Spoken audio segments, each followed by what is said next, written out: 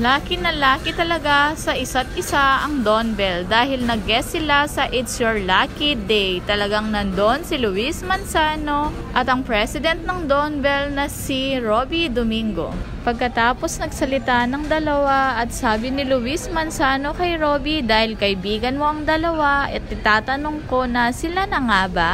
At mabilis ang sagot ni Robby na bingo ang dalawa. At nandito rin ang isang kaibigan ng Don Bell na si Kyle Echari. Tinanong muli ni Luis Manzano kung sila na nga ba. At sagot ni Kyle na sa tingin ko. At talagang nakatitig ang Don Bell sa sagot ni Kyle.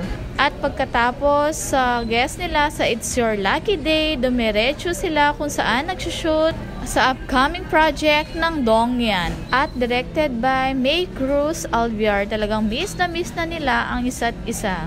Panoorin kung paano niyakap ni Direk ang Don Bell.